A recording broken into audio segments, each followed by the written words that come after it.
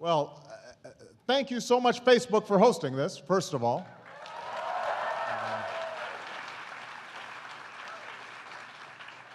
My name is Barack Obama, and I'm the guy who got Mark to wear a jacket and tie. Thank you. I'm very proud of that. Second time. I know. I will say, and I hate to tell stories on Mark, but the first time we had dinner together and he wore this jacket and tie, I'd say halfway through dinner, he's starting to sweat a little bit. It's really uncomfortable for him. So I helped him out of his jacket. And in fact, if you'd like, Mark, we can take our jackets off. Okay. No, that's good.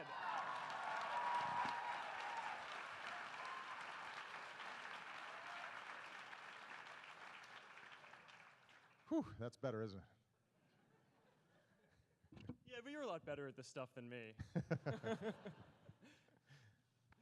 So, first of all, I just want to say thank you to all of you for taking the time, not only people who are here in the audience, but also folks all over the country and some around the world who are watching this town hall.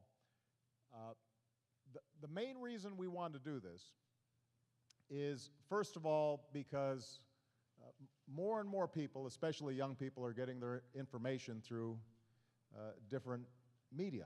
And obviously, what all of you have built together is helping to revolutionize how people get information, how they process information, how they're connecting with each other.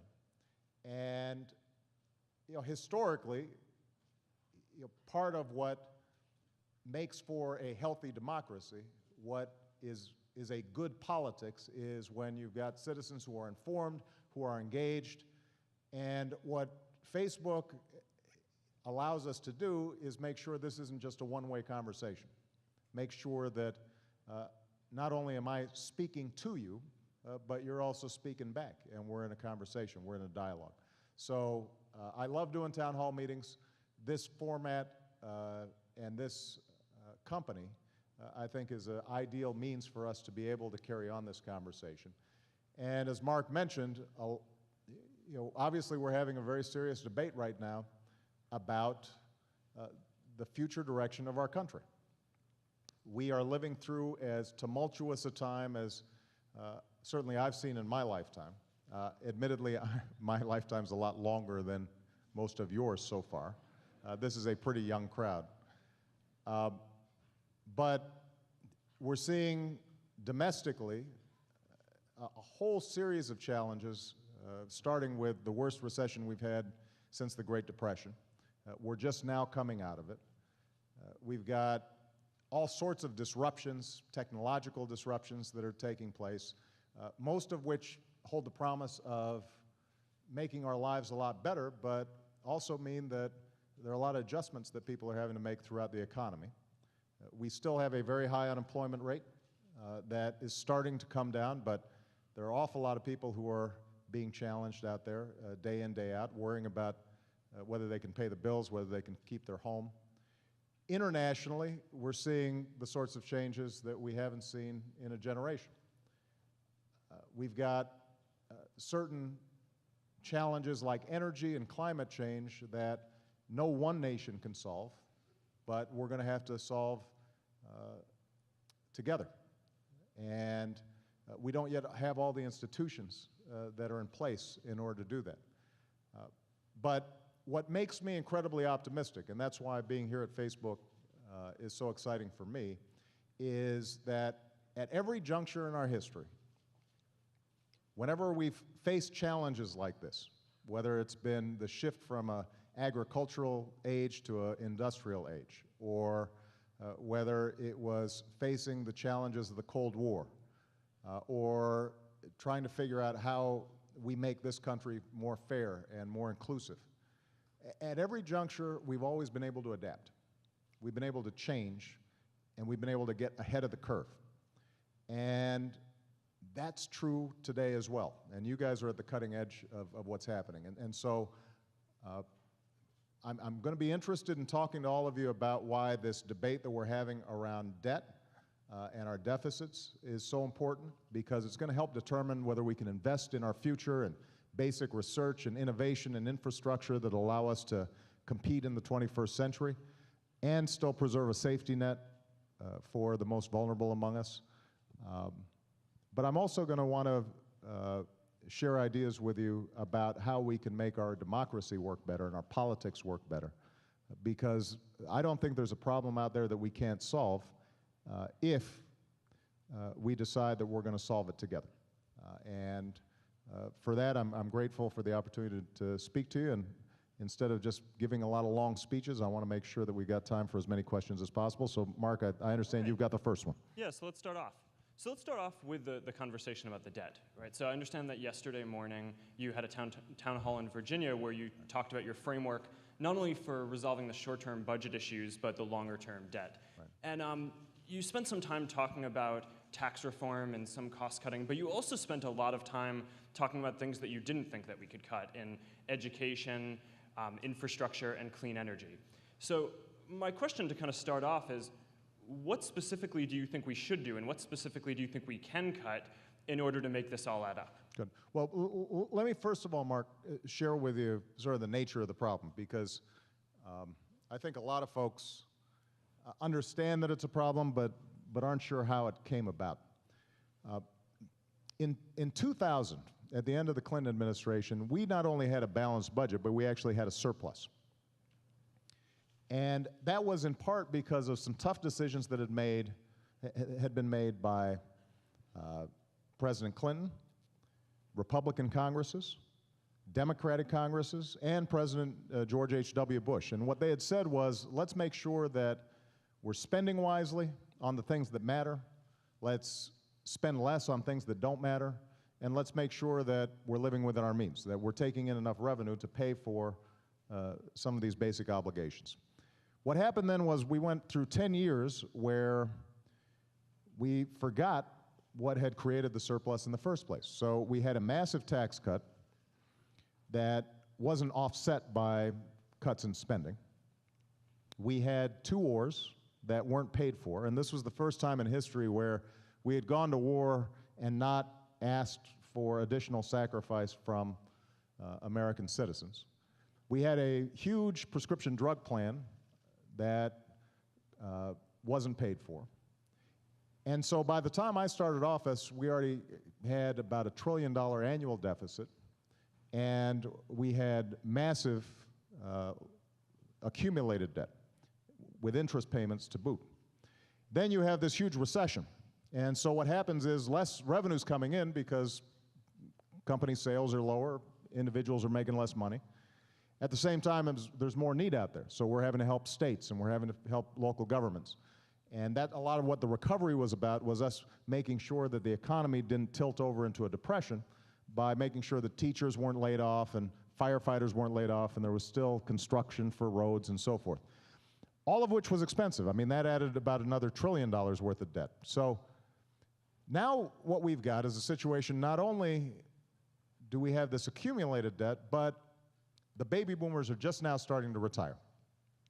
And what's scary is not only that the baby boomers are retiring at a greater rate, which means they're making greater demands on Social Security, but primarily Medicare and Medicaid, but health care costs go up a lot faster than inflation, and older populations use more health care costs.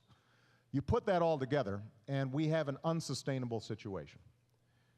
So right now, we face a critical time where we're going to have to make some decisions. How do we bring down the debt in the short term, and how do we bring down the debt over the long term? In the short term, Democrats and Republicans now agree we've got to reduce the debt by about $4 trillion over the next 10 years. And I know that sounds like a lot of money. It is, but it's doable if we do it in a balanced way. What I proposed was that about $2 trillion over 10 to 12 years is a reduction in spending. You know, government wastes, just like every other major institution does. And so there are things that we do that we can afford not to do. Now, there's some things that I'd like to do, are fun to do, but we just can't afford them right now. We've made cuts in every area. A good example is Pentagon spending, where Congress oftentimes stuffs weapons systems in the Pentagon budget that the Pentagon itself says we don't need. But special interests and constituencies help to bloat the Pentagon budget. So we've already reduced the Pentagon budget by about $400 billion. We think we can do about another $400 billion. So we've got to look at spending, both on non-security issues as well as defense spending. And then what we've said is, let's take another $1 trillion of that we raise through a reforms in the tax system that allows people like me, and frankly, you, Mark, for paying a little more in taxes. I'm cool with that. I know you're okay with that.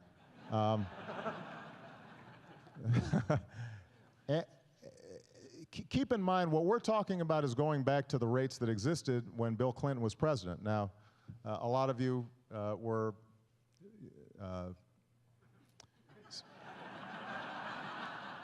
I'm trying to say this delicately, still in diapers at that time, but for those of you who recall, the economy was booming, and wealthy people were getting wealthier. There wasn't a problem at that time. If we go back to those rates alone, that by itself would do a lot in terms of us reducing our overall spending. And if we can get $1 trillion on the revenue side, $2 trillion in cutting spending, we can still make investments in basic research. We can still invest in something we call ARPA-E, which is like DARPA, except just focused on energy, so that we can figure out what are the next breakthrough technologies that can help us reduce our reliance on fossil fuels. We can still make investments in education.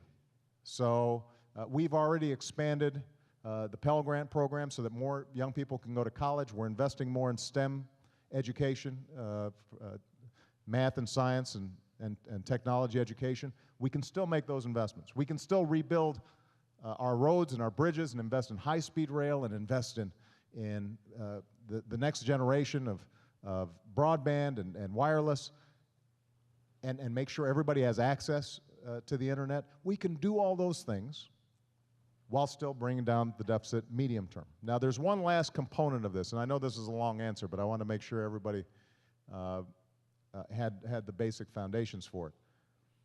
Even if we get this $4 trillion, we do still have a long-term problem with Medicare and Medicaid, because healthcare costs, the inflation goes up so much faster than wages and salaries. And this is where there's another big philosophical debate with the Republicans, because what I've said is the best way for us to change it is to build on the health reform that we had last year and start getting a better bang for our healthcare dollar. We waste so much on healthcare. We spend about 20% more than any other country on earth, and we have worse outcomes because we end up having multiple tests when we could just do one test and have it shared among physicians on Facebook, for example. We could focus on the chronically ill. 20% of the patients account for 80% of the costs. So doing something simple like reimbursing hospitals and doctors for reducing their readmissions rate and managing somebody with a chronic illness like diabetes so that they're taking their meds on a regular basis so that they don't come to the emergency room, that saves huge amounts of money. So that's what health care reform was about last year or a year and a half ago. And what we want to do is build on that and continue to improve the system. What the Republicans right now are saying is, number one, they can't agree to any increases in taxes, which means we'd have to cut out of that $4 trillion, all of it would come from education, transportation, areas that I think are critical for our long-term future. So, for example, they proposed 70% cuts in clean energy. Well, I don't know how we free ourselves in dependence on foreign oil, and anybody who's paying gas prices knows that there's an economic component to this as well as an environmental component to it. if we're not investing in the basic research and technology that allows solar, wind, and others to thrive and develop. At the same time, what they've said is, let's make Medicare into a voucher program so that retirees, instead of knowing that they're always going to have health care, they're going to get a voucher that covers part of the cost, and whatever health care inflation comes up is all going to be on them. And if the health insurance companies don't sell you a policy that covers your illnesses, you're out of luck. I think it is very important for us to have a basic social safety net for families with kids with disabilities, for seniors, for folks who are in nursing homes, and I think it's important for us to invest in our basic research. We can do all those things, but we're only going to be able to do it by taking a balanced approach, and that's what this big debate is about all about right now. All right? All right, so, sorry, don't mean to cut off the applause. No. That was, No. it's a very thorough answer. No. They were stunned by the length of that answer. But it's complicated stuff. So the next question is from someone watching Facebook Live. Jay Epteen from Williamsburg, Virginia, writes in and asks, the housing crisis will not go away. The mortgage financing for new home buyers with low to moderate income is becoming very difficult. As president, what can you do to relax the policies that are disqualifying qualified home buyers from owning their first home? How can you assure the low to moderate home buyers that they will have the opportunity to own their first home? Well, it's a good question, and I'll be honest with you. This is probably the biggest drag on the economy right now that we have. Along with, I know the frustrations people have about gas prices. What we've really seen is the housing market, which was a bubble, had greatly overinflated in all regions of the country. And I know I probably don't get a lot of sympathy about that here, because I can only imagine what rents and mortgages you guys are paying. It is a real drag in all sorts of ways. People, first of all, they feel poor, even if they still have a home or they've already purchased a home, because for a lot of folks, their mortgage is now what's called underwater. The mortgage is more than the home is worth. And so if you feel like your most important asset is now worth less than your debt, that's going to constrain how you spend. People who want to move have a great deal of trouble selling.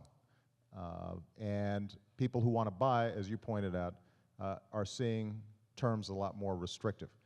So we've put in place a bunch of programs to try to see if we can speed along the process of reaching a new equilibrium. For example, what we did was we went to the mortgage lender and said, why don't you renegotiate with your mortgage, with the person with the mortgage, renegotiate the terms of their mortgage so that their principal's a little bit lower, they can afford the payments, and that way homes don't get foreclosed on, there are fewer homes on the market, and that will raise prices, and that'll be good for everybody. And we've seen some significant progress on that front. The challenge we still have, as your questioner properly points out, is that a lot of people who bought a first home when credit was easy now are finding that credit is tough. And we've got to strike a balance. Frankly, there's some folks who are probably better off renting.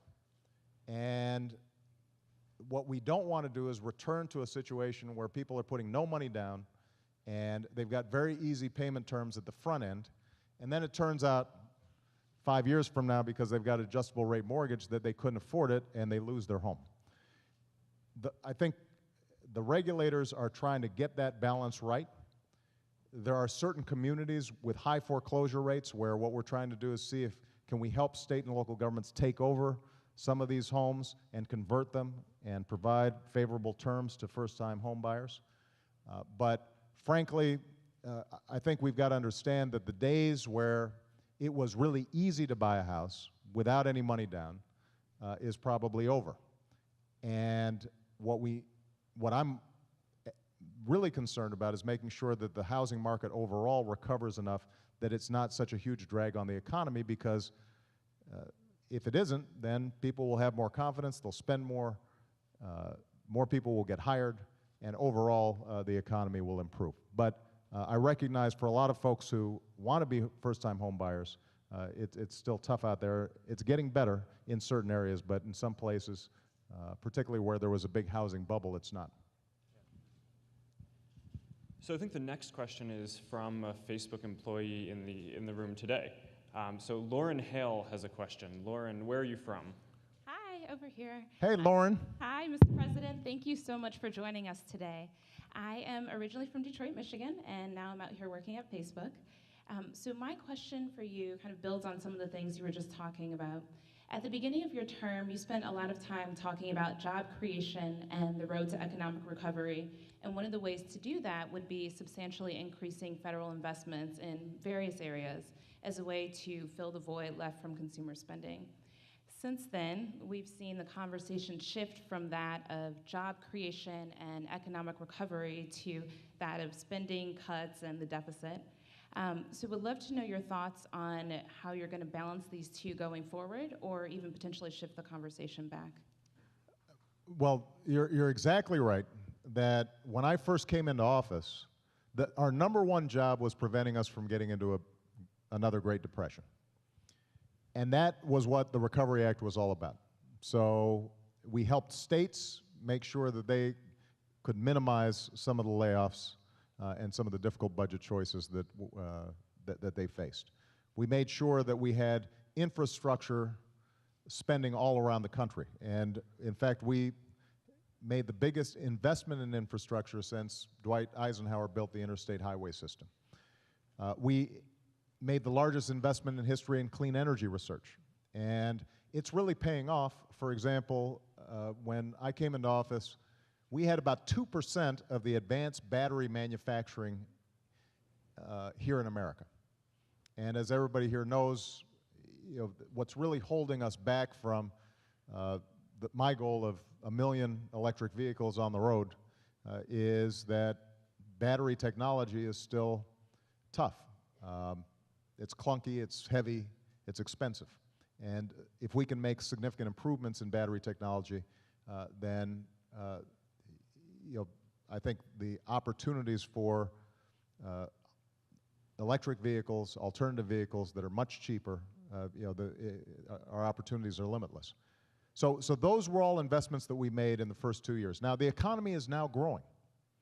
It's not growing quite as fast as we would like, because after a financial crisis, typically there's a bigger drag on the economy for a longer period of time. But it is growing, and over the last year and a half, we've seen almost 2 million jobs created in the private sector. Because this recession came at a time when we were already deeply in debt, and it made the debt worse, if we don't have a serious plan to tackle the debt and the deficit, that could actually end up being a bigger drag on the economy than anything else. If the markets start feeling that we're not serious about the problem, and if you start seeing investors feel uncertain about the future, then they could pull back right at the time when the economy is taking off. So you're right that it's tricky. Folks around here are used to the hills in San Francisco, and if you've driven, I don't know if they still have clutch cars around here. Anybody ever driven a clutch car? You gotta sort of tap and, that's sort of what we've faced in terms of the economy, right? We've got to hit the accelerator, but we've got to also make sure that we don't gun it. We can't let the car slip backwards. And so what we're trying to do then is put together a debt and deficit plan that doesn't slash spending so drastically that we can't still make investments in education, that we can't still make investments in infrastructure, all of which would help the economy grow. In December, we passed a targeted tax cut for business investment as well as the payroll tax that has a stimulus effect that helps to grow the economy. We can do those things and still grow the economy while having a plan in place to reduce the deficit first by 2015 and then over the long term. So I think we can do both. but it does require the balanced approach that I was talking about. If all we're doing is spending cuts, and we're not discriminating about it, if we're using a machete instead of a scalpel, and we're cutting out things that create jobs, then the deficit could actually get worse because we could slip back into another recession. And obviously for folks in Detroit, where you're from, they know that our investments can make a difference because we essentially saved the U.S. auto industry. We now have 3 auto companies here in America that are all turning a profit. GM just announced that it's hiring back all of the workers that it was planning to lay off. And we did so, by the way, at the same time as we were able to increase fuel efficiency standards on cars for the first time in 30 years. So it can be done, but it takes a balanced approach.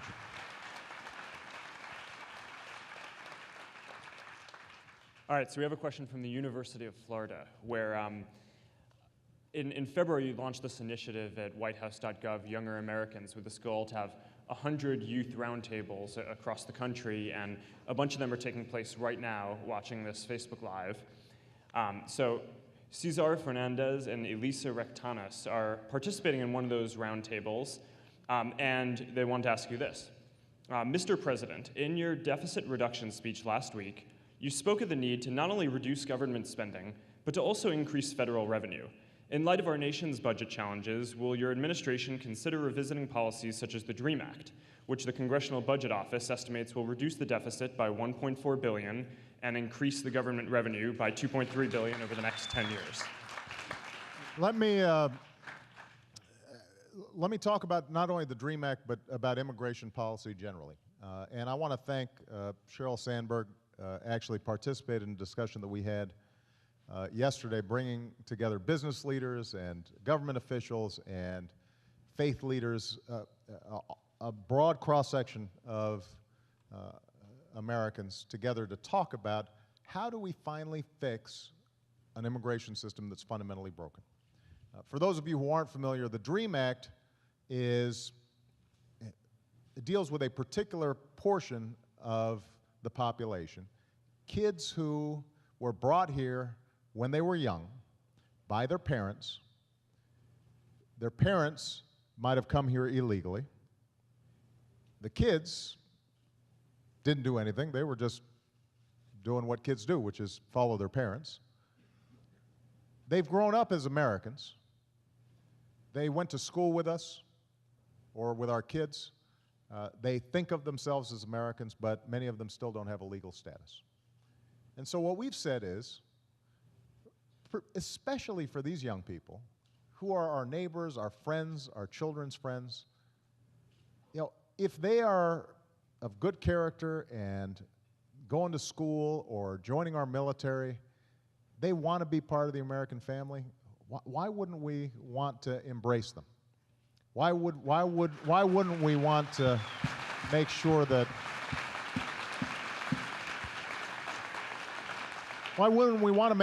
they're contributing to our future? So that's the DREAM Act, but that's just a small part of a broader challenge that we have. Immigration in this country has always been complicated. The truth of the matter is that we are both a nation of immigrants and a nation of laws. Sometimes the laws haven't been fair. Sometimes the laws have been restrictive to certain ethnic groups. There have been quotas. Sometimes our immigration policies have been arbitrary and have been determined by whether industry at a particular time was willing to bring in workers on the cheap. But what's undeniable is America is a nation of immigrants. That's our history, and that's what makes us stronger, because we've got ambitious people from all around the world who come here because they've got a new idea, and they want to create the next big thing, or they just want a better future for their kids and their family. And that dynamism is part of what's propelled our progress and kept us young. Now, I think most Americans understand that, and most Americans agree with that.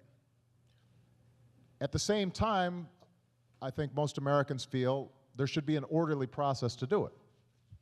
People shouldn't just be coming here and cutting in front of the line, essentially, and staying without having gone through the proper channels. So what we've said is, let's fix the whole system.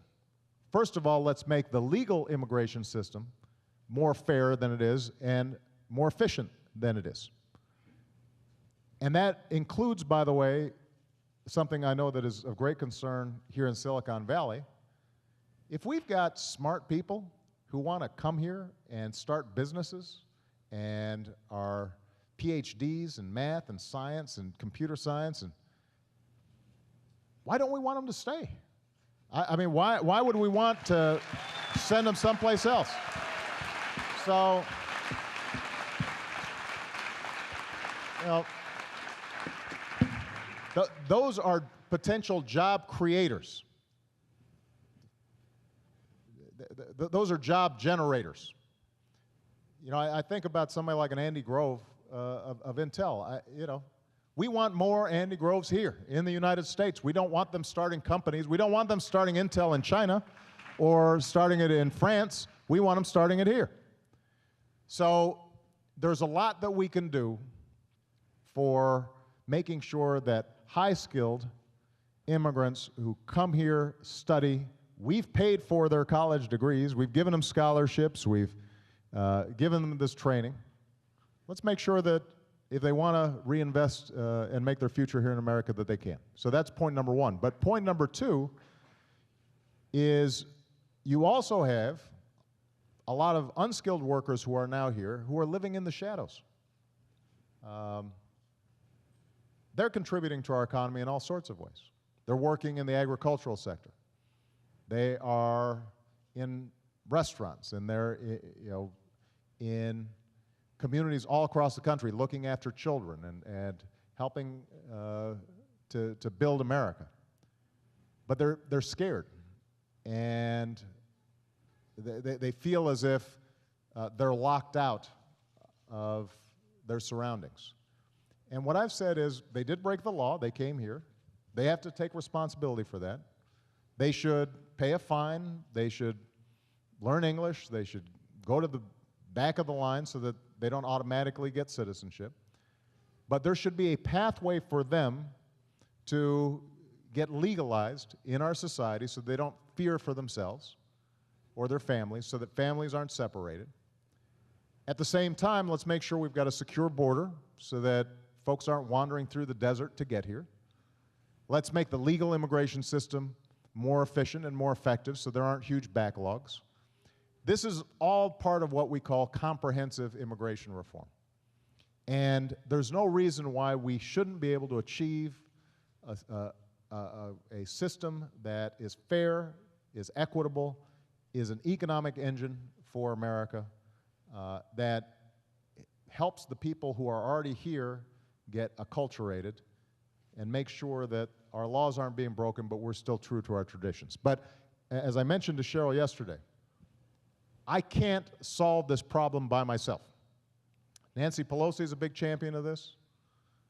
The Democratic caucus in the House, I think, is prepared, for a majority of them, are prepared to advance comprehensive immigration reform, but we're going to have bipartisan support in order to make it happen.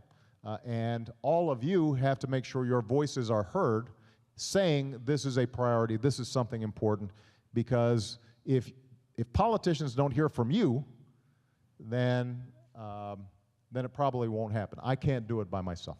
We're going to have to change laws in Congress, but I'm confident we can make it happen.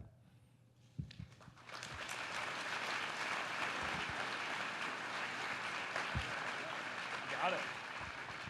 All right, so the next one is from a Facebook employee, Leor Abraham. Leor, where are you from? Hey, Leo. Hi. Hey. Hey. I'm from originally from San Jose, California. My question is, the 2012 budget plan proposed by Paul Ryan has been praised by many in the media as bold or brave. Do you see this as a time that calls for boldness? And do you think that the plan you outlined last week demonstrates sufficient boldness, or is this just a media creation? You know, it's a great question. Look, here's what I'd say. The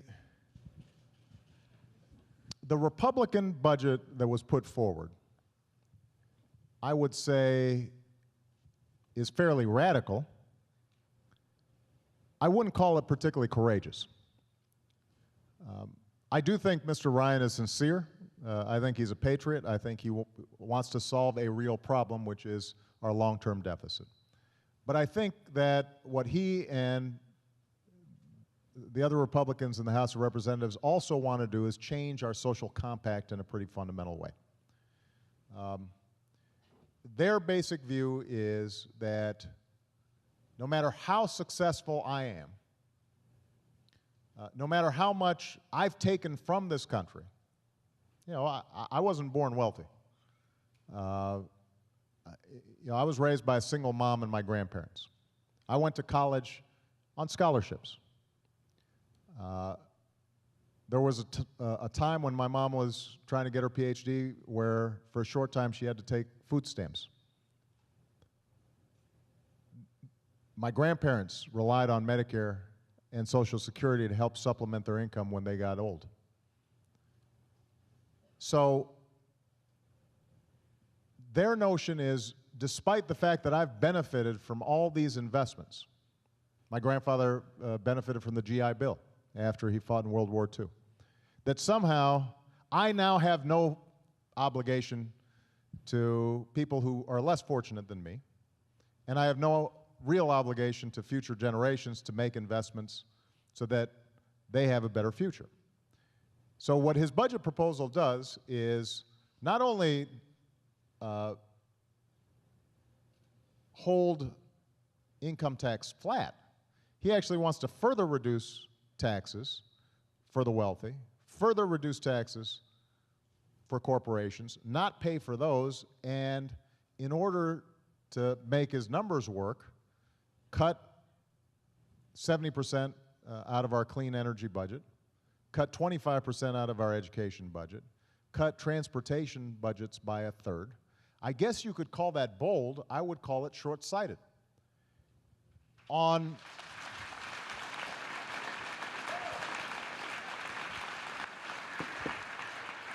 And then, as I said, there's a fundamental difference between how the Republicans and I think about Medicare and Medicaid in our health care system. Their basic theory is that if we just turn Medicare into a voucher program and turn Medicaid into block grant programs, then now you, a Medicare recipient, will go out and you'll shop for the best insurance that you've got, that you can find, and that you're going to control costs because you're going to say to the insurance company, this is all I can afford. That will control costs, except if you get sick and the policy that you bought doesn't cover what you've got. Then either you're going to mortgage your house or you're going to go to the emergency room, in which case I, who do have insurance, are going to have to pay for it indirectly because the hospital is going to have uncompensated care. So they don't really want to make the healthcare system more efficient and cheaper. What they want to do is to push the costs of healthcare inflation onto you. And then you'll be on your own trying to figure out in the marketplace how to make healthcare cheaper. The problem is you're just one person. Now, you work at Facebook. It's a big enough company. Facebook can probably negotiate with insurance companies and providers to get you a pretty good deal. But if you're a startup company, or if you're an entrepreneur out there in the back of your garage, good luck trying to get insurance on your own. You can't do it. If you're somebody who's older and has a pre-existing condition, insurance companies won't take you. So what we've said is, let's make sure instead of just pushing the costs off onto people who individually are not going to have any negotiating power or ability to change how providers operate or how hospitals or doctors operate, how insurance companies operate, let's make sure that we have a system, both for Medicare but also for people who currently don't have health insurance, where they can be part of a big pool, they can negotiate for changes in how the healthcare system works so that it's more efficient. so that it's more effective, so that you get better care, so that we have fewer infection rates, for example, in hospitals, so there are fewer readmission rates, so that we're caring for the chronically ill more effectively, so that there are fewer unnecessary tests.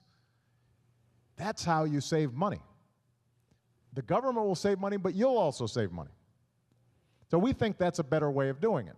Now, what they'll say is, well, you know what, that'll never work because it's government imposed and it's bureaucracy and it's government takeover and their death panels. And I still don't entirely understand the whole death panel concept.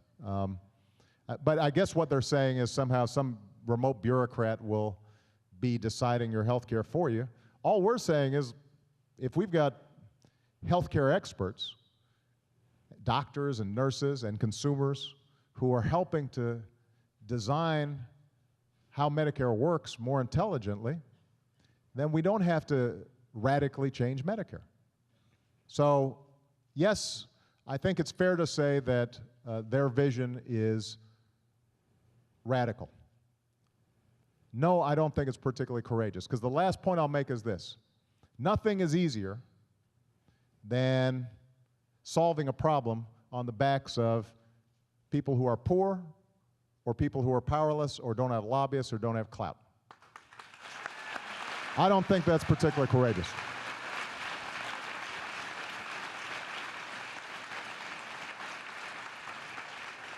All right, the next one's from the web. We've got a question from Kwame Simmons from Orlando, Florida, and he asks, I strongly believe that education is the greatest equalizer. With so many problems plaguing our current system, is it possible to examine a complete overhaul of the systems that addresses the needs of modern students? And before you jump in, I just want to say, as someone who's spent a bunch of time researching education, who cares about this, I think that the race to the top stuff that you guys have done is one of the most underappreciated and most important things that your administration has done. So. I appreciate that. This is an area where actually I think you've seen the parties actually come together. And there's some good bipartisan work being done. It used to be that the argument around education always revolved around the left saying, we just need more money, and the right saying, we should just blow up the system because public schools aren't doing a good job. And what you're now seeing is people recognizing we need both money and reform. It's not an either-or proposition, it's a both-and proposition. So what Mark just mentioned, something called Race to the Top, pretty simple concept. Most federal dollars are allocated through a formula. You know, if you've got a certain number of poor kids, or you've got a certain number of disabled kids in your school district, there's a formula, and you get a certain amount of money, and every state and every school district gets that money according to the formula. What we did was we took about 1% of the total spending on education, and we said, to get this 1%, show us that you're reforming the system. It's like a competition model. And so every state, every school district could apply, and you had to show us that you had a good plan to retrain teachers and recruit and do good professional development so we got the best teachers possible. You had to have accountability. You had to show us that you were actually making progress in the schools and that you were measuring through data the improvements that were being made, that you were reaching into the schools that were hardest to reach, because there are about 2,000 schools around the country that account for the majority of dropouts in our country. They're like dropout factories. So show us a plan to go into those schools and really make a big difference. And what's happened is that over 40 states, in the process of competing for this extra money, ended up initiating probably the most meaningful reforms that we've seen in a generation. And so it's made a huge difference. Even those states that didn't end up actually winning the competition still made changes that are improving the potential for good outcomes in the schools. So that's the kind of creative approach that you've seen some Democrats and some Republicans embrace. And our hope is we can build on that. A couple of things that we know work. The most important thing to a good education is making sure we've got a good teacher in front of that classroom. And so providing more support for teachers, recruiting the best and brightest into teaching, making sure that they're compensated, but also making sure that they're performing, that's hugely important. The other thing is good data, so that there's a constant feedback, not just a bunch of standardized tests that go into a drawer or that people may game in order not to get penalized. That's what happened under No Child Left Behind. But instead, real good data that you can present to the teacher while they're still teaching that child and say, you know what, this child's falling behind in math. Here are some ways to do it, to improve their performance.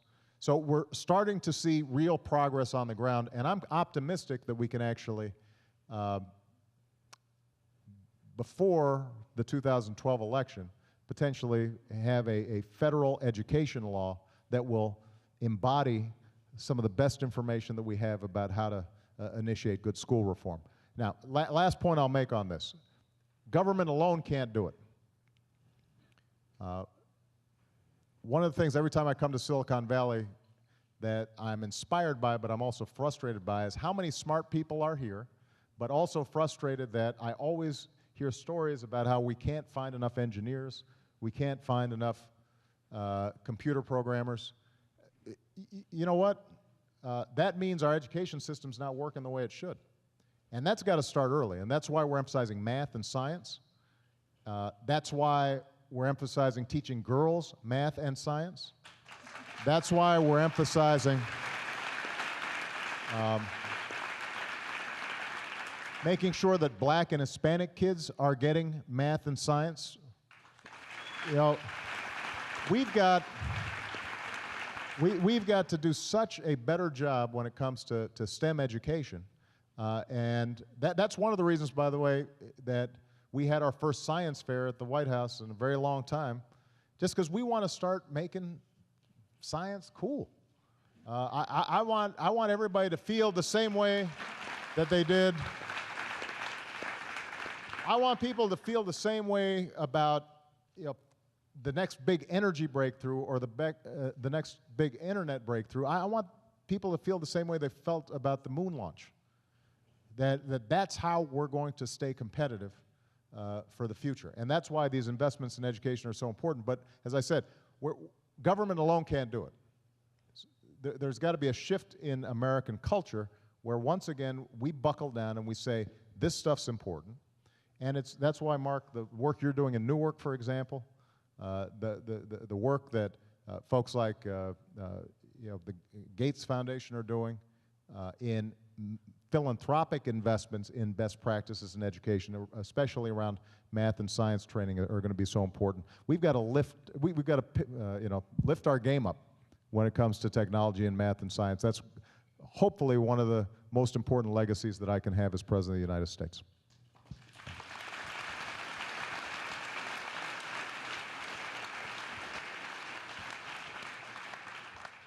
All right, so the next one is from another Facebook employee here today, James Mitchell.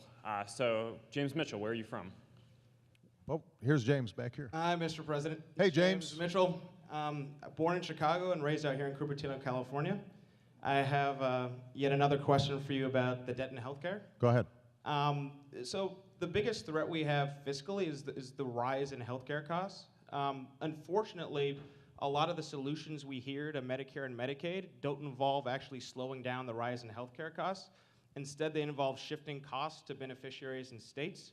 So my question is, can you talk a bit more about what provisions in the Affordable Health Care Act are designed to slow down the rise of healthcare costs, and what policies you'd like to see enacted in the future to continue to slow down the rise of healthcare costs? Let me give you a couple of examples, because you're exactly right in how you described it. I don't want to just shift the healthcare costs onto the American people. I want to actually reduce healthcare costs. Let's take the example of health IT. You know, we're in Silicon Valley, so we can talk about IT stuff. I'll try to sound like I know what I'm talking about. The healthcare system is one of the few aspects of our society where a lot of stuff is still done on paper. Right, if last time you guys went to a doctor's office or maybe to your dentist's office, how many people still had to like fill out a form on a clipboard, right? And the reason for that is because a large chunk of our provider system is not automated. So what ends up happening is you may go to your primary care physician. He does some basic tests. He sees something of concern. He refers you to a specialist. You go to the specialist, he'll do another test. You're getting charged, or your insurance company is getting charged, for both those tests, as opposed to the test that was taken by your primary care physician being emailed to the specialist. Or better yet, if it turns out that there may be 3 or 4 specialists involved, because it's a difficult diagnosis. This is all hypothetical. You look very healthy. But let's say there were a bunch of specialists. What would be ideal would be if you get all the specialists together with the primary care physician the first time you're seen, so that you're not paying for multiple visits as well as multiple tests. That's not how it works right now. Now, part of it is technology. So what we did in the Affordable Care Act, building on what we did with the Recovery Act, is try to provide incentives to providers to start getting integrated, automated systems. And it's tough because the individual doctor may say to him or herself, I don't want to put the initial capital outlay that's expensive, even though it may make my system more efficient later on. So providing some incentives, some help for the front-end investments for a community hospital or for individual providers so that we can slowly get this system more effective. That's priority number 1. We know it can be done, by the way. Surprisingly enough, the healthcare system that does the best job on this of anybody is actually the Veterans Administration, the VA healthcare system, because it's a fully integrated system. You know, everybody's working for the VA, all the doctors, all the hospitals, all the providers. So they've been able to achieve huge cost savings just because everybody's on a single system. It's also, though, how we reimburse doctors and how we reimburse hospitals. So right now, what happens is when you've taken those 2 tests, if you're old enough to qualify for Medicare, well, each doctor sends their bill to Medicare, and Medicare pays both bills. And let's say that you end up getting an operation. They'll send the bill for that, and so Medicare pays that. Let's say they didn't do a very good job, or you got sick in the hospital, and you are readmitted, and you have to be treated again, and they have to do the operation all over again. Medicare then gets billed for the second operation. I mean, imagine if that's how it worked when you bought a car. So you go, you buy your car, a week later the car doesn't work, you go back to the dealer, and they charged you to fix the bad job that they did in the first place. Well, that's what Medicare does all the time. So we don't provide incentives for performance. We just provide, we just pay for the number of qualified items that were, procedures that were performed or tests that were performed by the provider. So what we want to do is to start changing how folks are reimbursed. Let's take a hospital. We want to give, this is sort of like race to the top, what Mark was talking about in education. We want to be able to say to a hospital, if you do a really good job reducing infection rates in hospital, which kill tens of thousands of people across America every year and are a huge cause for readmission rates, and we know that hospitals can drastically reduce those reinfection rates just by simple protocols of how employees are washing their hands and how they're moving from room to room and so forth. There are hospitals who've done it. If we can say to a hospital, you'll get a bonus for that. Medicare will reimburse you for instituting these simple procedures. That saves the whole system money. And that's what we've tried to do in the Affordable Care Act, is to start institutionalizing these new systems. But it takes time because we've got a private sector system. It's not like the VA. It's a bunch of individual doctors, individual hospitals, spread out all across the country with private insurers. So it's not something that we can do overnight. Our hope is that over the next 5 years, we're able to see significant savings through these mechanisms. And that will save everybody, not just people who are in Medicare and Medicaid. It'll save everybody money, including folks here at Facebook, because I'm sure that you guys provide health insurance, and I suspect if you look at your health insurance bills, they don't make you happy. Okay? So we have time for only one more question. All right. So a question from Terry Atwater from Houston, Texas. If you had to do anything differently during your first 4 years, what would it be? Well, it's only been 2.5, so I'm sure I'll make more mistakes in the next year and a half. The jury Only will reading still the be out. questions.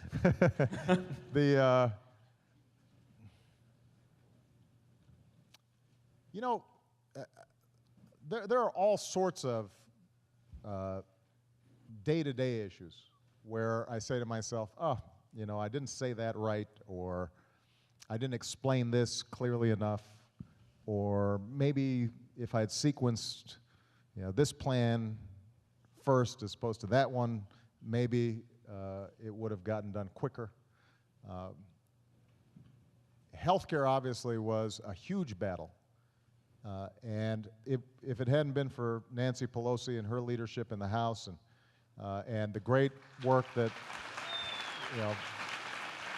Anna Eshoo and Mike Honda and others did, we wouldn't have gotten it done if it hadn't been for great work in Congress. But I do think that it was so complicated that at a certain point people just started saying, this is typical Washington bickering. I've asked myself sometimes, is there a way that we could have gotten it done more quickly and in a way that the American people wouldn't have been so frustrated by? I'm not sure I could have, because there's a reason why it hadn't gotten done in 100 years. It's hard to fix a system as big as healthcare and as complicated as our healthcare system. I can tell you that I think the best way to answer the question is, what do I feel I still have to get done? Where I still feel a huge sense of urgency. I've talked about a couple of things. Getting our deficits and debt under control in a balanced way, I feel needs to happen while I'm president. I don't want to leave it to the next president. Immigration, something I mentioned. We have not gotten done. It's something I care deeply about. It's the right thing for the country. I want to get that done while I'm president. Energy. We haven't talked a lot about energy today, but first of all, $4 a gallon gas really hurts a lot of people around this country. It's not because they're wasteful, but if you're driving 50 miles to work and that's the only job you can find, and you can't afford some hybrid, so you're stuck with the old beater that you're driving around that gets 8 miles a gallon, these gas prices are killing you right now. And so this is the reason why I've said that it is so important for us to invest in new approaches to energy. We've got to have a long-term plan. It means investing in things like solar and wind, investing in biofuels, investing in clean car technology. It means converting the federal fleet 100% to fuel-efficient vehicles. because we're a huge market maker. Obviously, it turns out that I've got a lot of cars as president.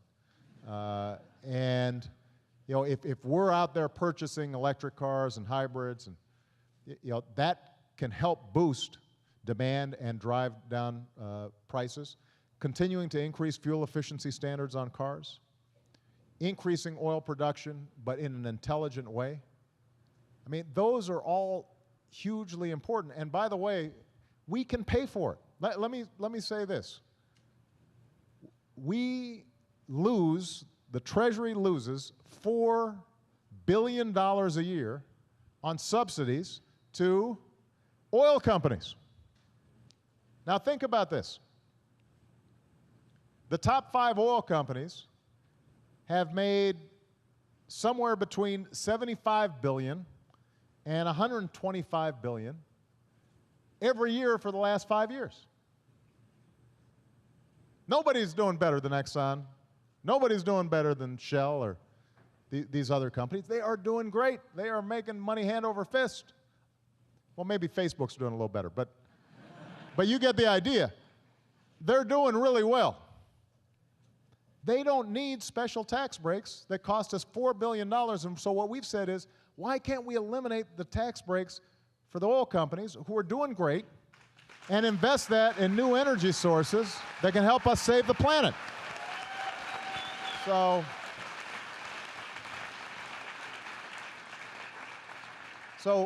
when it comes to energy, when it comes to immigration, when it comes to getting our deficit under control in a balanced and smart way, when it comes to improving our math and science education, when it comes to reinvesting in our infrastructure, we've just got a lot more work to do. And I guess my closing comment, Mark, would just be, I hope that everybody here, that you don't get frustrated and cynical about our democracy. I mean, it is frustrating. Lord knows it's frustrating. And I know that some of you who might have been involved in the campaign or been energized back in 2008, you're frustrated that, gosh, it didn't get done fast enough, and it seems like everybody's bickering all the time. Just remember that we've been through tougher times before. We've always come out ascendant. We've always come out on top. Because we've still got the best universities in the world. We've still got the most productive workers in the world. This is still the most dynamic entrepreneurial culture in the world.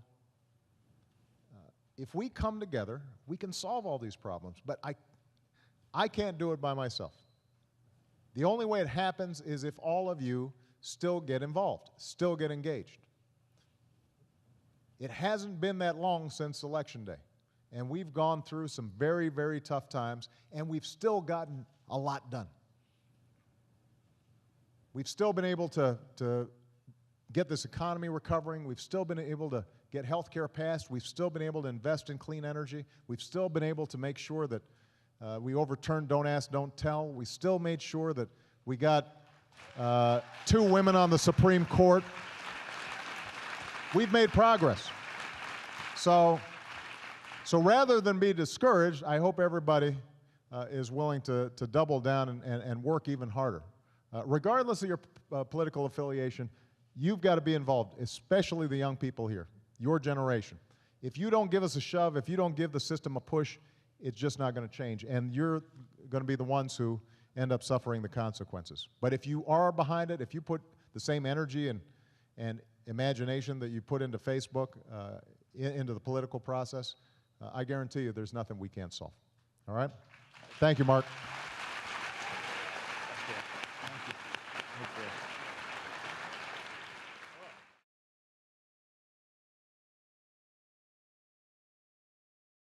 And some around the world who are watching this town hall.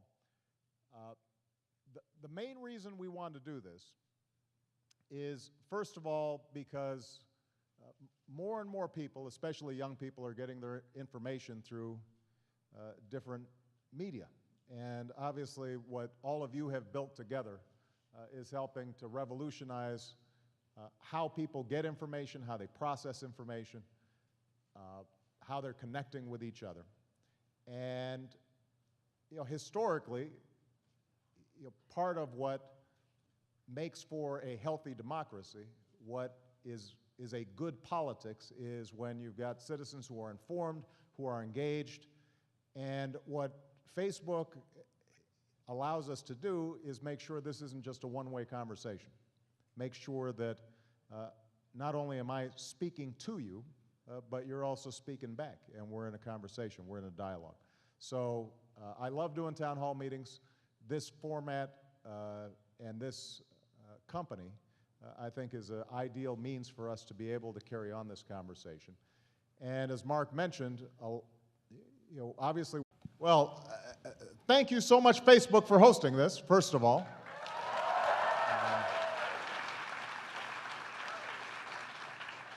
My name is Barack Obama, and I'm the guy who got Mark to wear a jacket and tie.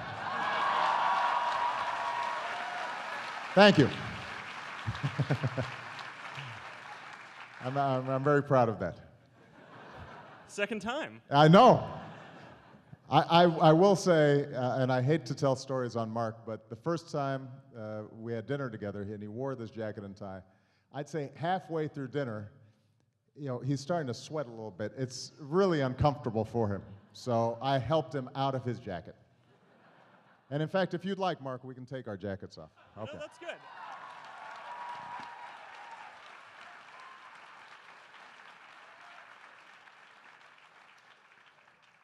Whew, that's better, isn't it? Yeah, but you're a lot better at this stuff than me. So, first of all, I just want to say thank you to all of you for taking the time, not only people who are here in the audience, but also folks all over the country. No one nation can solve, but we're going to have to solve together. And we don't yet have all the institutions that are in place in order to do that. But what makes me incredibly optimistic, and that's why being here at Facebook is so exciting for me, is that at every juncture in our history, whenever we've faced challenges like this, whether it's been the shift from an agricultural age to an industrial age, or whether it was facing the challenges of the Cold War, or trying to figure out how we make this country more fair and more inclusive. At every juncture, we've always been able to adapt. We've been able to change, and we've been able to get ahead of the curve. And that's true today as well. And you guys are at the cutting edge of what's happening. And so I'm going to be interested in talking to all of you about why this debate that we're having around debt and our deficits is so important, because it's going to help determine whether we can invest in our future and basic research and innovation and infrastructure that allow us to compete in the 21st century and still preserve a safety net for the most vulnerable among us. But I'm also going to want to share ideas with you about how we can make our democracy work better and our politics work better, because I don't think there's a problem out there that we can't solve if we decide that we're going to solve it together. And for that, I'm grateful for the opportunity to speak to you. And instead of just giving a lot of long speeches, I want to make sure that we got time for as many questions as possible. So, Mark, I understand you've got the first one. Yeah, so let's start off. So let's start off with the conversation about the debt, right? So I understand that yesterday morning you had a town hall in Virginia where you talked about your framework, not only for resolving the short-term budget issues, but the longer-term debt. Right. And you spent some time talking about tax reform and some cost cutting, but you also spent a lot of time talking about things that you didn't think that we could cut in education, infrastructure, and clean energy. So my question to kind of start off is, what specifically do you think we should do, and what specifically do you think we can cut in order to make this all add up? Good. Well, let me first of all, Mark, share with you sort of the nature of the problem, because I think a lot of folks understand we're having a very serious debate right now about the future direction of our country. We are living through as tumultuous a time as certainly I've seen in my lifetime. Admittedly, my lifetime's a lot longer than most of yours so far. This is a pretty young crowd. But we're seeing domestically a whole series of challenges, starting with the worst recession we've had since the Great Depression. We're just now coming out of it. We've got all sorts of disruptions, technological disruptions that are taking place, most of which hold the promise of making our lives a lot better, but also mean that there are a lot of adjustments that people are having to make throughout the economy. We still have a very high unemployment rate that is starting to come down, but there are an awful lot of people who are being challenged out there day in, day out, worrying about whether they can pay the bills, whether they can keep their home. Internationally, we're seeing the sorts of changes that we haven't seen in a generation. We've got certain challenges like energy and climate change that